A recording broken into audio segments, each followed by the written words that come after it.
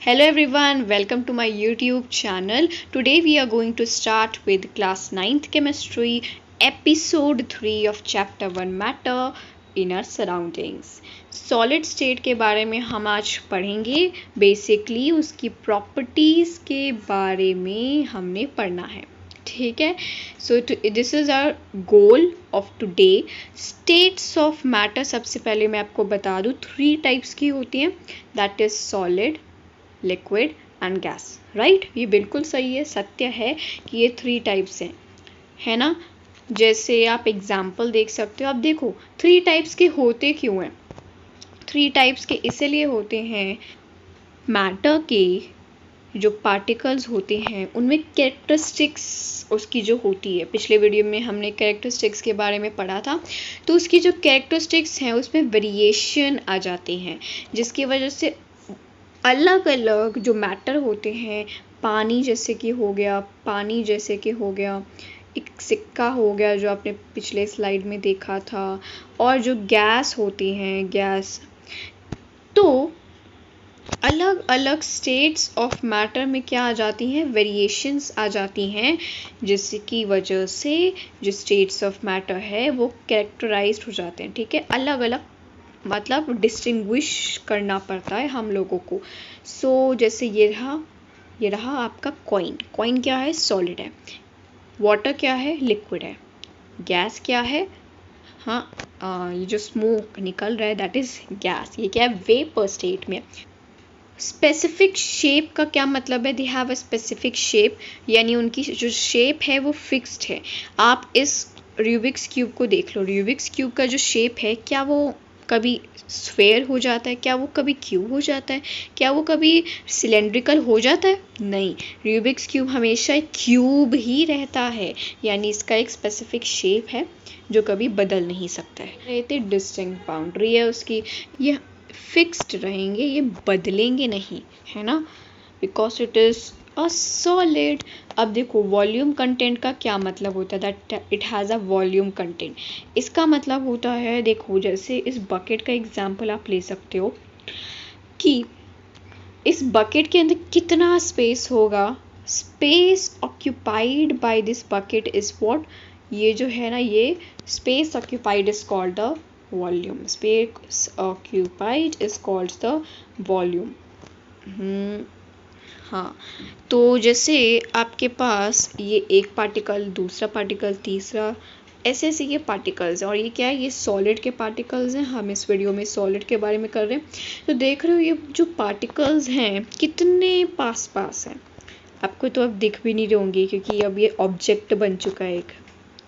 तो ये क्या बन चुका है, एक ऑब्जेक्ट बन चुका है. तो ये जो पार्टिकल्स है इसके अंदर ये कितने पास पास है ना. सो क्या मैं आपको बताना चाह रही हूँ कि जो पार्टिकल्स है क्लोज हैं. ओके, तो हम क्या करें, they are generally arranged in an order में अरेंज्ड है. तो फिर ये देखो कितने ऑर्डर में, लाइन में और कॉलम में ये जो पार्टिकल्स हैं ये अरेंज्ड है. जैसे कि मैंने इधर लाइंस बनाई हैं, तो उसको आप देख के बहुत अच्छे से देख सकते हो और समझ सकते हो. ठीक है. सो दोस व्हाट, अब ये फर्स्ट पॉइंट करते हैं.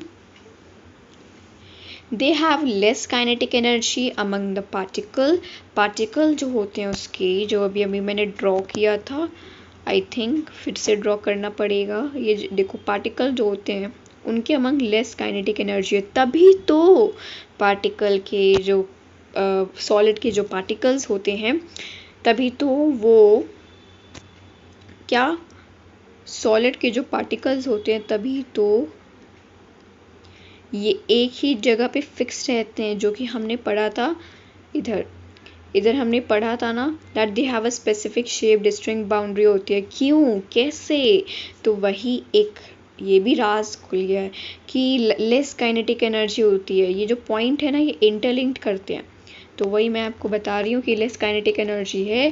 काइनेटिक एनर्जी का मतलब मैंने आपको पिछले वीडियो में बताया था, जिसका मतलब है energy due to what, motion.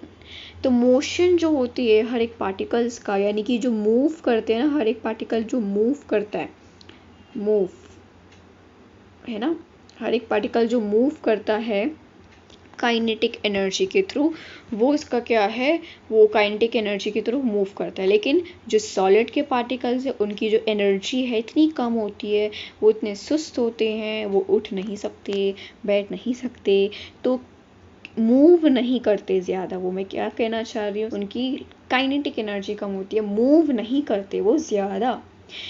अब हम नेक्स्ट देखिए, ये हमने कवर कर लिया है ना। सो ये हमने कवर कर लिया है। हम नेक्स्ट देखिए, does they possess a fixed shape, है ना। वही मैंने आपको बताया अभी पिछली स्लाइड से आके कि इनकी एक फिक्स्ड शेप जो है ये पोजेस कर पाते हैं, ठीक है। एक फिक्स्ड शेप इनकी जो है वो बन जाती है, ठीक है। Then they can not be compressed. Compress कैसे कर पाओगे? देखो इस ऑब्जेक्ट को जिसके अंदर मैग्नीफाई करके हमने पार्टिकल्स को निकाले हैं, तो क्या आप देख पा रहे हो क्या आप इसको कॉम्प्रेस कर सकते हो? एक बहुत साइंटिफिक सी चीज़ है कि आप कॉम्प्रेस उसी चीज़ को कर सकते हो जिसके पार्टिकल्स दूर होंगे, कम से कम थोड़ा सा तो दूर हो। लेकिन इसके पार्टिकल आप देखो कम से कम भी दूर नहीं है, बिल्कुल चिपके हुए हैं, है ना। सो इससे क्या हम पता चल सकता है कि इसको हम ऐसे कॉम्प्रेस करने की कोशिश करें, जितना भी इस पे आप अपना फोर्स लगाओ, बिल्कुल भी क्या ये कॉम्प्रेस होगा? नहीं, ये कॉम्प्रेस नहीं होगा। तो ये बहुत ही साइंटिफिक बात है, क्योंकि इसके पार्टिकल के बीच में बिल्कुल भी स्पेस नहीं है। कॉम्प्रेस करोगे तो नहीं होगा कॉम्प्रेस। हम आगे देखें इसके फोर्स ऑफ अट्रैक्शन, ये सारी कैरेक्टरिस्टिक्स में हमने पढ़ा था पिछले वीडियो में। तो ये जो टर्म्स हैं बहुत अच्छे से हमने पिछले वीडियो में पढ़ लिया था। हम देखें the force of attraction is the maximum among the particles of solids. इसका मतलब क्या है? इसका मतलब ये है जो सॉलिड्स के जो पार्टिकल्स होते हैं उनके अंदर जो फोर्स ऑफ अट्रैक्शन है बहुत ज़्यादा होता है as compare to liquid and solid, liquid and gas. तो जैसे एस फॉर सॉलिड, इसके फोर्स ऑफ अट्रैक्शन ज़्यादा हुआ लिक्विड से, और लिक्विड का फोर्स ऑफ अट्रैक्शन ज़्यादा हुआ गैस से। ये हमने इस क्वेश्चन को हमने किया था पिछले वीडियो में, है ना। सो जो सॉलिड्स का जो फोर्स ऑफ अट्रैक्शन है वो इधर ज़्यादा है। हम देखें अब नेक्स्ट चीज़, क्या इसको देख सकते हो कि फोर्स ऑफ अट्रैक्शन यानी कि अट्रैक्ट करने का जो इनका बल है कितना ज़्यादा है। तो यानी कि ये अट्रैक्ट कर रहे हैं अपने, क्या करते हैं, दो पार्टिकल एक दूसरे को अट्रैक्ट करते हैं। तो कुछ पार्टिकल क्या, जैसे ये एक पार्टिकल है, कुछ पार्टिकल कम अट्रैक्ट करते हैं, कुछ ज़्यादा ही अट्रैक्ट करते हैं, कुछ तो बहुत कम अट्रैक्ट करते हैं। ऐसा उनका जो है नेचर होता है। लेकिन सॉलिड के पार्टिकल हम देखें बहुत ज़्यादा अट्रैक्ट करते हैं, as we can see maximum होता है उनके फोर्स ऑफ अट्रैक्शन, ठीक है। So there is not much space between the particle. Easy हम इधर ही देख सकते हैं कि जो पार्टिकल है हमारा, ये आप देख सकते हो पार्टिकल जो है हमारा, ये जो पिक्चर है पार्टिकल्स ऑफ सॉलिड की, क्या स्पेस है इनके बीच में? नो, इनके बीच में जो स्पेस है वो क्या है? नहीं है। Therefore they cannot be compressed। तो क्या होता है, तभी ये कॉम्प्रेस नहीं हो पाते क्योंकि इनके पार्टिकल्स के बीच में स्पेस नहीं है। इनका जो फोर्स ऑफ अट्रैक्शन है वो ज़्यादा है, इतने चिपके हुए हैं, स्पेस नहीं है। और इधर हमने देखा कि उनके लेस काइनेटिक एनर्जी है, यानी क्या कर सकते हैं, हम कह सकते हैं कि यस कॉम्प्रेस नहीं हो सकते, बिल्कुल भी नहीं हो सकते, है ना। तो अब हमने प्रॉपर्टीज़ ऑफ सॉलिड को कंप्लीट कर लिया है। और हम देखें ये क्वेश्चन आपकी एनसीईआरटी में दिया गया है, इसलिए हमें करना चाहिए बिल्कुल। तो चलो करते हैं। Which of these solids are solids? इनमें से कौन सा सॉलिड है? क्या ये रबर बैंड सॉलिड है, क्या ये स्पॉन्ज सॉलिड है, या फिर ये सॉल्ट सॉलिड है? All of them are solids, all of these follow the properties of solid. ठीक है, आपको लग नहीं रहा होगा कि ये जो स्पॉन्ज है ये कॉम्प्रेसिबल है, ये सॉलिड कैसे हुआ, क्योंकि सॉलिड को तो हम कॉम्प्रेस नहीं कर सकते। ठीक है, अभी मैं आपको इसको बताती हूँ। ये जो रबर बैंड है ये अपनी शेप चेंज कर सकता है, ये भी अपनी शेप चेंज कर सकता है। हम सॉल्ट की बात करें तो ये किसी कंटेनर में फिक्स हो सकते हैं, है ना, ये किसी कंटेनर में फिक्स हो सकते हैं। हम अगर ये जो सॉल्ट का ये जो सॉल्ट है इसे हम किसी कंटेनर में डालें तो ये पूरा फिक्स हो सकता है ना, फिक्स हो सकता है।